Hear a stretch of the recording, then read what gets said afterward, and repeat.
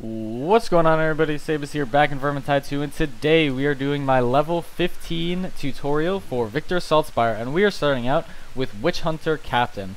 The melee weapon I really like to use is this rapier as well as the secondary pistol. I think they're just a fantastic combo. It's really good with the blocks because it has high block to begin with, and then it's really good for blocking, bashing, and then getting a bunch of attacks in really fast since it strikes so fast.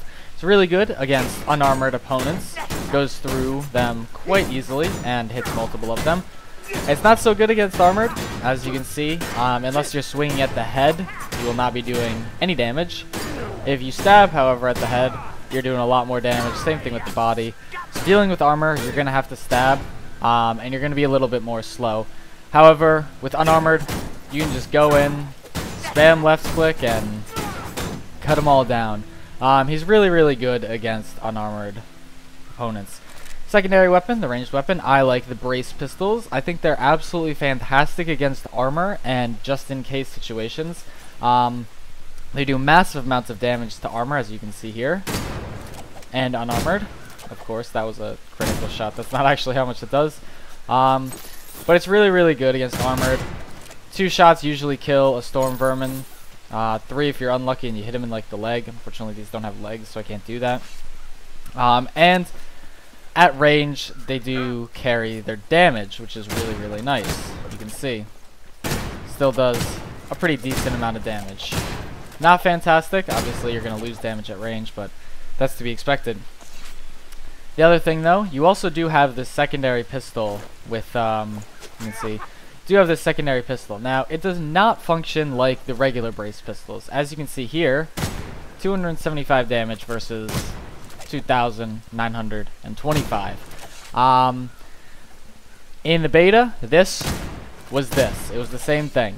Did massive damage, killed enemies from pretty much any range, and it used to pierce armor. Now, not so much. If you're a little bit too far away as well, no damage whatsoever. Even a clean headshot, that's not too good, you know? So it's really good at close range. It obviously does more damage than your sword, but it's good if you get right up close to an enemy and just blast them. Usually it'll be a one-shot. If it's not a one-shot, it'll stagger them, and then you can go ahead and finish them off with your sword. Let's go ahead and take a look at the talents, though. I use Unflagging Spirit, granting an extra stamina shield. Abjure Temptation, because it increases your power when the party holds a Grimoire, and everyone likes their Grimoires. And then Justice's Bounty, which means that every time a tagged enemy is killed, the whole party gains 2 health collectively. So a net gain of 8 health, which on harder difficulties is really good, and when using, well, not when using, but when having Grims, it's also very good. One of the most powerful effects in this game is life gain, and to get this life gain, all you have to do is hit T on any enemy, and there you go. You get a bunch of health for your team. It is good, though, when using that to sync with your team, and if there's, say, a storm vermin patrol, to tag 4 different storm vermin, and then if you bomb them, that way you all get 8 health collectively instead of tagging the same one and not getting as much health. So it would require a little bit of communication, but overall it's just useful for keeping your team alive at harder difficulties and when you're using Grimoires. Saltspire is a very good blocker, quick attacks, very good against unarmored opponents. I would say just a solid, pretty solid, fun character to play with. Alright, and now on to Bounty Hunter Victor Saltspire, who in my opinion is one of the best, most powerful characters in the game, and I'll get into that in a little bit. First off, the weapons, we've got the Falchion because its damage output is pretty insane. Even against armor, it staggers them, it does a ton of damage, it always has an overhand headshot strike, which is fantastic. Meaning that storm vermin 1, 2, 3, generally, if they're not dead from your teammates, they'll be dead from you with like 1 or 2 more strikes. It's really good, really powerful, and it's really good against hordes of enemies too, because as I keep hitting the armor there, but it does go through. And let me just grab this guy hopefully demonstrated a little more, but as you can see, does swing through multiple enemies. It even swings through both of these, so I'll see if I can line it up well. But if I throw a third dummy here, it should stop on... Oh, what you think you're doing? It should stop on the third if I can hit them all. It's tough because these things are much wider than normal enemies. There we go, okay. So you can see, it stops on the third, but it carries its damage pretty well. Which is really, really good. Really good against all types of enemies, really. As you can see, the armor piercing is just really, really good. For the secondary, I use the repeater pistol. And the reason I use this is because it synergizes fantastically with the passive Blessed Shot, as well as one of the talents. So, to understand this more, I'm going to go ahead and look at the talents before I talk about the weapon.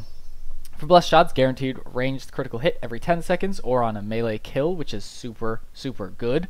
For regular talents, I use Make Them Count, reducing weapon spread by 25%.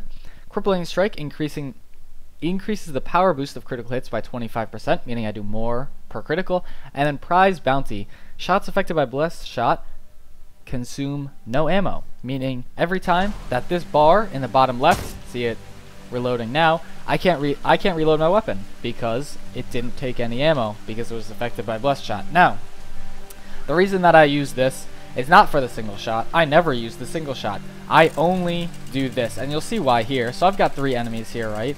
And we've got Blessed Shot active as well as our no ammo use active. And if we fire this off, you can see that every single one of those shots was a critical hit, and I didn't use any ammo. So why is this good? Well, this means that instead of just firing them off like this and like doing not a minimal amount of damage, it's still a lot of damage. But instead of doing like that and taking your time, you're doing with this power level and these perks, and if you connect all 8 shots, you're doing 20,200 damage, which is absolutely insane. And you use none of your ammo, and it's every 10 seconds or on a melee kill. So if I just get a melee kill there, and since I'm not if I had gotten a melee kill, since I'm not using ammo, if I just bam, boom, melee kill, bam, melee kill, bam, like you could just cycle this thing forever and ever and ever and keep doing just ridiculous amounts of damage with him. I think this is one of the most powerful combos in the game, and it's at level 15, which is pretty insane. 20,000 damage is a lot, especially to bosses. Now, one other thing to be aware of is that his ultimate actually also uses Blessed Shot. So, for example, if I go ahead and ultimate here, you'll see I got critical hits. They did a ton of damage. Now, obviously, that is more powerful than this with Blessed Shot, but it's pretty close. I don't know exactly how much damage you're doing with the ultimate, because it's kind of hard to count and see and know exactly how many. It's easier to do the math when you can fire one at a time and then just do the math from there. But either way, this weapon is extremely powerful with Blessed Shot, and if you don't lose ammo, it's ridiculous. It's fantastic back against the wall weapon, and I think it can really be one of the best damage per second weapons and builds in the entire game. Alright, and on to the final Victor Saltspire, the Zealot. We've got the flail, and I love doing the physicsing with the flail. You can just move this thing, it has like no weight to it. It's the weirdest thing. I don't understand it, but it's really good. The flail is actually one of the most interesting weapons in the game, because it's the only weapon in the game that you can hold your power attack forever. There's no specific time limit to how long you can charge it up for, and you can do it with the overhead or with the side one, and you can't see it, but it is on the side there instead of overhead. But either one, you can just charge forever, and if you're approaching a group of enemies, you just hold, and then as soon as they get to you or you get to them, go ahead and release it, and there's your damage. It's really, really good. It's good against unarmored. As you can see, it's super high damage output. It's really fast. And as you can see, it also has 2 overhead swings, which are really good against armor. Now, you'll see actually hitting armor doesn't do anything, but those 2 overhead swings are really powerful. And that's really what you're looking for. The first 2 are kind of like the kill, kill, headshot, headshot kind of thing, you know? Or if you just bash them, it staggers them, and then you can hit them in the head. Either way, it works fine. I think this is definitely an interesting and very powerful weapon to use. One other thing to note about this weapon is that it actually hits multiple armored enemies. Now, unfortunately, I can't show that with the training dummies because the armored training dummies always stop your attacks, which is really unfortunate. But I can say on champion in-game, I have power attacked and I swing through multiple storm vermin. Now, is it doing much damage to the storm vermin? No. Absolutely not. It's not very good. The power attack is not what you want to use for armor piercing. I'm going to be straight up with that. I just think it's interesting that it's the only weapon in the game that actually goes through multiple armored targets. But it's kind of irrelevant since the power attack only does 550 damage to begin with. For the ranged weapon, I just use the brace pistols because they're super high damage output and it's useful for bosses and just in case situations. So like for example, if there's a rattling gunner up there and I'm not reaching that thing in time and none of my allies are paying attention, just whip it out.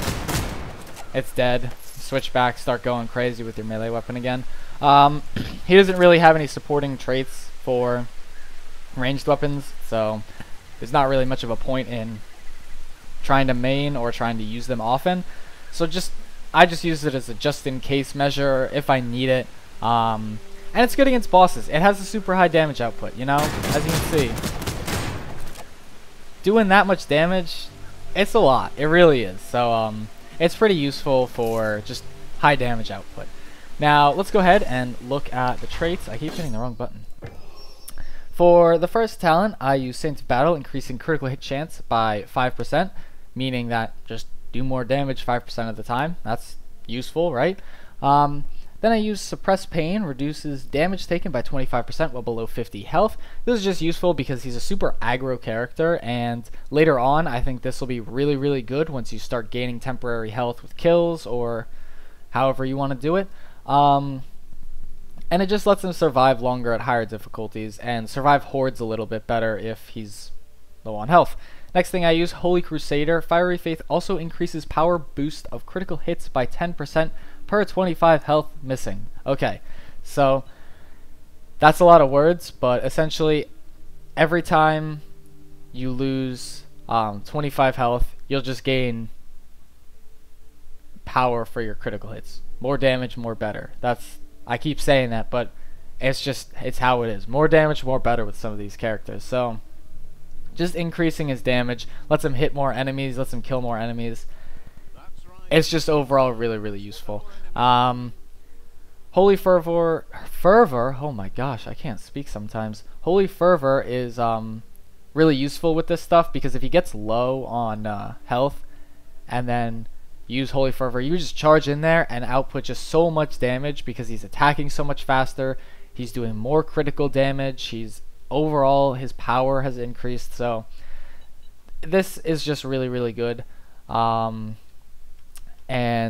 yeah, so I think he's just, again, he's an aggro melee character. He's someone who wants to just go in and fight, and it's enabled because of one of his passives, the Heart of Iron.